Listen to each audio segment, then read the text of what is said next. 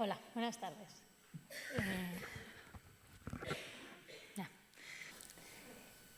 Vamos a ver, bueno, yo cuando me planteé la charla, alguna vez yo os había dado una charla de cómo afectaba el lupus a la piel, pero esta vez la idea era hacer algo un poco más práctico. Entonces, lo que hice un poco fue disfrazarme de cordero. Me metí un poco en las páginas web, en los foros, en las páginas, y miré un poco a ver cuáles eran las preguntas que las pacientes hacían a páginas médicas, a páginas de pacientes, y también un poco intenté de alguna forma rescatar las preguntas que también las pacientes hacen en la consulta, y que en realidad a veces son inquietudes que no es mucho qué va a pasar con mi enfermedad, o es muy grave o no es muy grave, sino que a veces son cosas que parecen como banales, pero que en realidad es un poco lo que más les afecta día a día. Entonces, bueno, pues de alguna forma, evidentemente la piel es el órgano más grande del cuerpo humano. Y cuando nosotros hablamos de piel, también pensamos siempre en el pelo y en las uñas. O sea, hay muchas enfermedades de piel que también tienen o afectan o tienen sus síntomas en el pelo y en las uñas, que a veces también ayudan para el diagnóstico. Tiene una serie de funciones básicas, que esas, bueno, están ahí, algunas de estas las voy a pasar más rápido, porque si no, no me va a dar tiempo. Y luego, lo que es una realidad es que la piel es un reflejo de nosotros mismos. Cuando tenemos vergüenza, nos ponemos rojos y se nos nota. Cuando estamos en una situación de tensión o cuando hace frío se nos pone la piel de gallina y se nos ve. Y también es parte de la imagen de uno mismo. Es una parte tan importante que al final forma parte de cómo se ve uno, y también forma parte de cómo le ven a uno. Por eso yo creo que es la parte del organismo que más se mira la gente y que más le gustaría tener, pues siempre con un aspecto pues joven, saludable, un poco como reflejo de lo que tiene por dentro. Pero la realidad, y ya siento confirmar esto, es que la piel, como el resto del cuerpo, también se deteriora. Entonces, aunque haya gente que intenta embalsamarse en vida, la verdad, pues la verdad es que, bueno, pues hay un deterioro biológico normal, esperado y deseable que llegue, que son las arrugas, simplemente por pérdida de elasticidad y de firmeza de la piel. También hay un deterioro prematuro, que con este hay que empeñarse un poco más.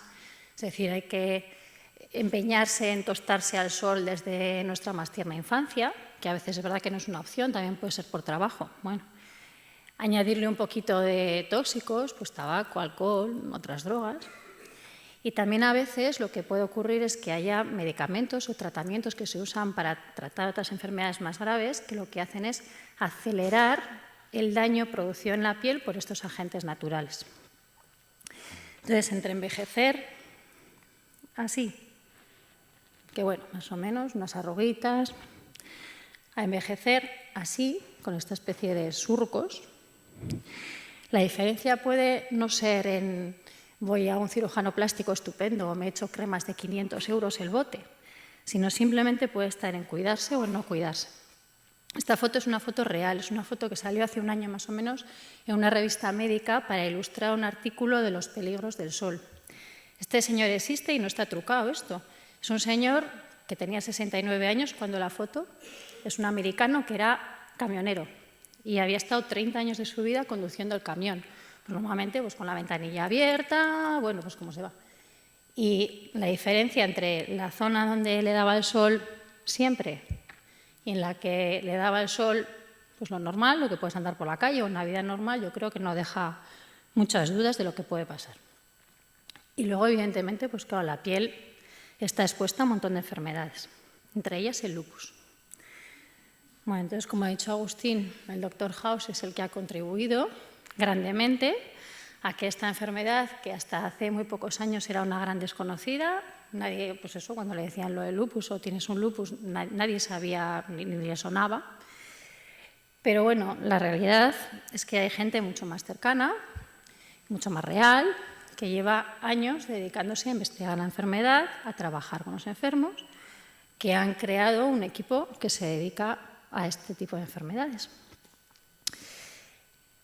Y además es verdad que también pues, las asociaciones de pacientes con diferentes iniciativas, todas las herramientas que hoy en día hay al alcance de todo el mundo, han hecho que ahora mismo sea una enfermedad pues, bastante pública. Por lo tanto, cuando la gente le dice que tienen un lupus, desde luego a casi todo el mundo le suena que eso puede pasar algo en la piel. No se sabe muy bien, manchas qué, pero algo puede haber. Entonces, una de las preguntas es, ¿me puede salir algo en la piel? La siguiente pregunta es, ¿tengo que hacer algo especial? ¿Hay algo que yo pueda hacer? Y luego las cosas que puedo y no puedo hacer también. Bueno, por lo tanto, el lupus claro, puede afectar a un montón de órganos y la piel pues, no iba a ser menos. Se supone o se calcula que 2/3 de todos los pacientes tienen o tendrán alguna afectación cutánea a lo largo de su vida. Hay lesiones que son características del lupus, pero que sean características no significa que son únicas. También se pueden confundir con otras lesiones de otras enfermedades que son mucho más frecuentes. Y también hay enfermedades de piel que se pueden dar en cualquier persona en general, pero que es verdad que son más frecuentes en pacientes con lupus. ¿Esto qué hace? Pues que muchas veces el diagnóstico sea bastante difícil, que sea dudoso y que haga falta repetir mucho las pruebas o estar siguiendo mucho tiempo a los pacientes hasta tener una certeza. Y también que a veces los tratamientos, aunque aparentemente sea solo para la piel, sean un tanto agresivos para intentar frenar los brotes, evitar las marcas. Bueno. Por lo tanto, vale, afecta a la piel. ¿Y qué hay que hacer? Bueno, pues siempre se habla de que hay varios cadenantes posibles para el lupus, pues el estrés, las infecciones, bueno. Pero ya hace 2 siglos se dieron cuenta de que los pacientes con lupus tenían más lesiones localizadas en zonas que estaban expuestas al sol, que por aquel entonces pues, sería la cara y el cuello y poco más, vamos, pero bueno, y que empeoraban en verano o tras exponerse al sol. En los 70-80 del siglo pasado, después de, bueno, mediante test de fotoestimulación, una serie de pruebas poniendo unas luces en la piel, vieron que podían inducir o que podían hacer que saliesen lesiones de lupus en la piel tras radiarlo con luz ultravioleta B y ultravioleta A. Entonces, a esta propiedad de poder inducir lesiones en la piel después de la exposición al sol es a lo que se le llama fotosensibilidad, que de esto se habla bastante. Y bueno, en estos test también vieron que a veces las lesiones no aparecen inmediatamente después. Tú vas a la playa hoy y mañana tienes ya una mancha. No, a veces tardan semanas en aparecer. Por eso hay gente que le cuesta a veces mucho relacionar el haber estado hace un mes dando un paseo por el monte y que ahora me salgan las manchas. Y un poco para acotar esto de la fotosensibilidad, decir que se habla mucho, pero no todos los pacientes la tienen. Es decir, es una característica más. Entonces, igual que hay pacientes que nunca tienen problemas con el riñón o que nunca tienen problemas con la piel, también hay pacientes que no tienen fotosensibilidad, es decir, no les pasa nada con la luz, ni con el sol, ni con nada. Es muy difícil descifrar cuántos pacientes lo tienen precisamente por eso, porque a veces tardan en aparecer, es difícil de ver, pero se calcula que en torno a un 50%. Y también parece que es más frecuente en personas jóvenes. Y también depende del tipo de lupus en la piel, ¿eh? Bueno. Entonces, ya sabemos de qué protegernos, que son los ultravioleta B y A. Y en realidad, ¿eso qué son? Bueno, pues no es más que parte de la luz que nos llega del sol. Entonces, esta es la luz visible, es la luz blanca la que nos permite ver, y por debajo de ella, que no vemos, están los ultravioleta. Los ultravioleta C se absorben por completo por la atmósfera, esos no nos llegan, y solamente nos llegan los UVB y UVA, que son bastante famosos, no porque sean positivos para algo, que también, sino normalmente por todo lo negativo. Entonces, los UVB, principalmente, ¿qué es lo que producen? Las quemaduras solares y el bronceado a largo plazo. Los UVA, los ultravioleta A, ¿de qué son responsables? Del envejecimiento cutáneo, de las manchas, de las arrugas, y también son los que producen el bronceado inmediato, por eso son los que se usan en los solarium y demás. Y entre ambos dos pues son corresponsables de algunos tipos de cánceres de piel, no todos, porque si no sería muy fácil. Y además, esto, sobre todo en todas esas páginas y foros, se habla de otras fuentes de luz ultravioleta. Entonces, esto lo he puesto no para deciros que tengáis cuidado de esto, sino un poco al revés. Es decir, hablan de los fluorescentes, de los halógenos, de las pantallas de ordenador, de las fotocopiadoras. Bueno, entonces, es verdad que estos aparatos emiten luz ultravioleta porque emiten luz, o sea, quiero decir que es como las bombillas, pero estar debajo de un halógeno no es como meterte en un solarium. Es decir, emiten luz ultravioleta, pero las radiaciones o la cantidad de radiación ultravioleta que emiten es mínima y además cada vez menos. Menos no por los de lupus, sino por otras cosas que interesa que emitan lo mínimo posible. O sea que a veces se arrastran mediciones de aparatos antiguos, pero es verdad que cuanto más moderno es, menos emite. O sea, de hecho, por ejemplo, las pantallas planas creo que son 0 o casi 0. Bueno. Y que además las condiciones en las que se usan normalmente no tienen nada que ver con medir. O sea, si tú quieres ver cuánto ultravioleta emite algo, te pones aquí, el fluorescente aquí, porque como te pongas allí ya no sale nada. Y evidentemente cuando tú usas fluorescente no lo tienes aquí, lo tienes allí. O sea que no tiene mucho que ver con lo que luego es la realidad de cómo tú estás expuesto a eso. Evidentemente no todos los pacientes son iguales. Habrá gente que sea ultrasensible, pero no es lo normal. Por lo tanto, ¿qué hay que hacer? Especialmente los pacientes que tienen afectación cutánea o antecedentes de fotosensibilidad. Y en general, en todos, pacientes y no pacientes, protegerse de la radiación ultravioleta. ¿Vale? ¿Cómo? Aquí está el asunto.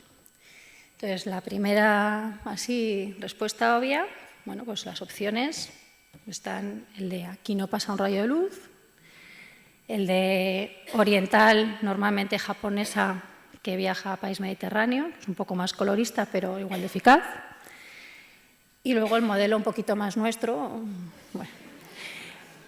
Pero bueno, aquí sobre todo lo que hay que intentar un poco es aplicar el sentido común y saber cómo y por qué se hacen las cosas. Si no, uno puede vivir totalmente condicionado por esta historia y encima hacer las cosas mal y que no le sirva para nada. Entonces, lo primero, evitar una sobreexposición, no solamente ponerte, sino que no achicharrarte al sol. Entonces, evitar la exposición entre las 12 y las 4 de la tarde, las horas oficiales, porque luego empezamos con el lío este de una hora más en verano, en invierno, no, las 12 y las 4. Evitar largas exposiciones, pues no dormir la siesta al sol, no estar en la playa de 10 a 8, bueno. Y utilizar recursos normales, o sea, uno puede estar en la playa sin pisar la arena, puede estar en la calle y estar a la sombra, puede minimizar la cantidad de sol que recibe. Pero además, claro, el agua, la arena, el suelo reflejan los rayos solares, o sea que el estar a la sombra no necesariamente es que no te llegue nada, te tienes que proteger, además. ¿Cómo? Pues tirar de lo que tienes a mano. La ropa, los gorros, no vale cualquier ropa, eso también es verdad. Lo ideal es que sea un tejido con una red un poco tupida, o sea, no tiene que ser la lana, vale un algodón, que sea de color oscuro y que la ropa sea seca, la mojada no vale. Y para las zonas que no pueden estar cubiertas por la ropa, pues las cremas fotoprotectoras. Bueno, las cremas fotoprotectoras, que bueno, pues son una serie de sustancias que pueden actuar frente a las radiaciones, pero sobre todo lo que hay que saber es que no todas son iguales. Entonces, si os voy a explicar una serie de cosas que aparecen en las cremas, un poco para que sepáis lo que significa. Sobre todo, los índices de protección. ¿Qué son? Bueno, en principio lo que protege esa crema. Pero hay que saber que cuando pone una crema factor de protección solar o índice de protección es el número de veces que te protege frente a la quemadura. Se calcula con una fórmula un tanto así, pero en realidad, claro, la quemadura es la que está producida por los ultravioleta B. Luego, siempre que se hable de factor de protección solar o índice de protección, te están hablando de cuánto te protege frente a los ultravioleta B, el resto nada. Hay diferentes métodos de medición, en Europa hay uno en concreto, y también hay que saber que, claro, esto está medido en las condiciones ideales, pero no son las reales. Está medido en un laboratorio cuando te aplicas una cantidad de crema X, pero les da igual si tú sudas, no sudas, si te restriegas contra la toalla y te quitas media crema, bueno. Y luego, esto de pantalla total, que la gente lo dice mucho, me estoy dando una crema de pantalla total porque lo pone, un bloqueador de sol, bueno, en realidad, para que pueda poner eso en un envase, en una crema, Basta con que tenga un factor de protección solar 20 o mayor. O sea, que en pantalla total no significa que sea un 50 o un 100, puede ser un 20 o un 25. Eso a veces induce un poco a engaño. Para los UVA y para los infrarrojos, bueno, pues hay diferentes sistemas, no hay ninguno que sea especialmente oficial ni recomendado. Para los UVA se considera que es correcto si protege un tercio de lo que tiene de protección de UVB, pero muchas veces no pone el número, sino que simplemente pues pone igual UVA con un circulito y ya con eso sabes que tiene productos que te van a proteger frente al UVA. O que ponga amplio espectro, que en realidad lo que significa es que te cubre frente a UVA y UVB. Si resisten o no al agua. Bueno, pueden ser water resistant o waterproof. Uno es si después de 40 minutos en el agua te sigue protegiendo y el otro es si 80 minutos. Bueno, la realidad, lo recomendable, después de 20-30 minutos en el agua, lo ideal es reaplicárselo. Y la composición, también se habla mucho de filtros físicos y filtros químicos. Filtros físicos son sustancias minerales que reflejan la radiación como si fuese un espejo. Entonces son esas que normalmente son más pastosas, bueno, no es como si te dieses tierra, pero a veces casi, que te queda muy blanco, bueno. Y los filtros químicos son sustancias que absorben la radiación. Entonces, estos son los que, cuando se dice que te tienes que dar la crema en casa y demás, es porque los químicos, para poder empezar a hacer efecto, necesitan haber estado 20-30 minutos en la piel. Por eso se dice que mejor que te los des antes. Bueno, esto, nada. Y los filtros biológicos, que también están bastante de moda, son en realidad, bueno, pues son vitaminas, son extractos vegetales, los polifenoles, el resveratrol, todas estas cosas, que en realidad lo que son es antioxidantes. Disminuyen el daño inducido por la radiación, pero no necesariamente son fotoprotectores. Se utilizan en cremas y también hay algunos que se venden solos en pastillas.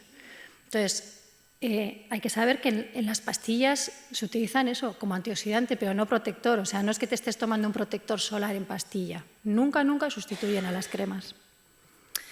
También saber que hay un fotoprotector formulado que está financiado para las pacientes con lupus y que para poder acceder a ello lo único que se necesita es un informe del especialista con el diagnóstico de lupus, una receta que se vaya a sellar inspección médica y luego ya el médico de cabecera puede seguir haciendo las recetas.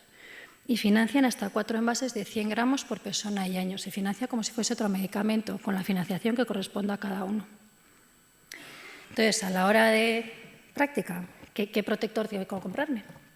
Bueno, pues también tener en cuenta que la cantidad de ultravioleta A es prácticamente constante siempre, pero que los ultravioleta B, que son los que queman, varían. Son mayores a mayor altura, al mediodía, cuanto más cerca esté uno del ecuador, en verano.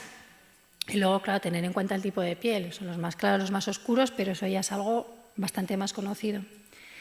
Entonces, con el bote, mirar que cubra UV, UVB y UVA. Entonces, eso normalmente suele estar bastante en grande. Entonces, ya digo, a veces no ponen los números, a veces pone factor de protección 25, que será UVB25, y a veces pone pues UVA, por ejemplo, ahí en un circulito, bueno, a veces pone lo de amplio espectro. Y el factor de protección, pues variando un poco eso del tipo de piel, de si te vas a ir a Castro o te vas a ir a Canarias, que no es lo mismo. En crema, en spray, eso ya lo que cada uno quiera, protegen igual, no hay ninguna diferencia. ¿Y cómo usarlo? Pues esto ya es un poco lo de siempre, ¿eh? Renovarlo, lo de cada 2 horas. A veces, si uno, por ejemplo, está en una zona muy húmeda o hace deporte, está sudando, se va antes. O sea, que tiene un poco de cuidado. Y recordar, sobre todo, dárselo en zonas que la gente se olvida, por las orejas, la calva, la frente, un poco donde sale el pelo, que hay las manos, los empeines, bueno. Y una serie de consejos y de advertencias que utilizar la fotoprotección es para intentar evitar los efectos nocivos del sol, no para poder estar 8 horas en la playa. En verano, un día nublado, aunque esté muy, muy nublado, hay que protegerse igual, porque las radiaciones atraviesan las nubes no protegen de nada. Y que un fotoprotector protege la quemadura solar, pero permite ponerse moreno. O sea, te puedes poner moreno con una protección 50 si eres una piel que se pone morena. Claro, si eres una piel que no se ha puesto morena nunca, pues no. Por lo tanto, protegerse del sol. ¿Y qué cosas se pueden y no pueden hacer? Esto son las preguntas que la gente hace, que bueno, luego podéis hacer las preguntas que queráis, pero es que estas son muy, muy, muy repetitivas. ¿Y cuáles son? Tengo lupus. Bueno, ¿puedo tener lesiones en la piel o no? Pero como tengo lupus, ¿tengo que utilizar alguna crema especial o me puedo dar cualquier cosa? Pues no, cada uno se puede dar lo que quiera, mientras sea lo que le corresponde al tipo de piel, si es grasa, si es seca, si es lo que quiera. Hay cremas hidratantes que tienen protección solar incorporada. Entonces, esas, por ejemplo, son prácticas porque hacen una doble función. ¿Se puede utilizar maquillaje? Bueno, alguien piensa que como son cosas químicas o que tal, pues no, se puede utilizar maquillaje perfectamente. Lo único que hay que saber es que el maquillaje no protege del sol.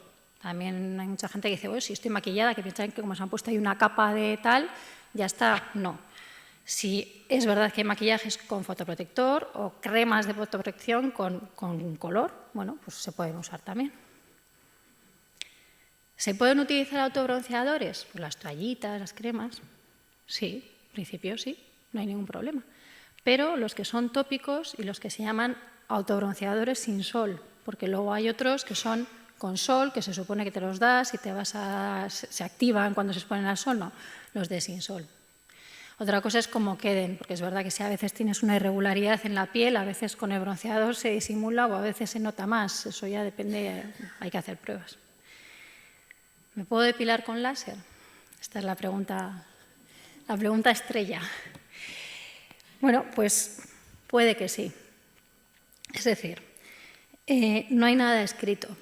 Vamos, y esto, cada vez que hay una historia de estas o cada vez que alguien lo pregunta, lo miro y lo remiro y ya no en foros, sino en buscadores médicos. No hay nada serio escrito. Y me parece difícil que alguna vez se pueda escribir, porque claro, simplemente plantear un estudio, decir, bueno, cojo 60 personas, a 30 las depilo con láser a ver qué es lo que pasa y a otras 30 no, pues hombre, así éticamente no parece muy... Entonces, como no sean cosas que vayan saliendo sueltas de alguien que publica, bueno, pero de verdad que todavía no hay.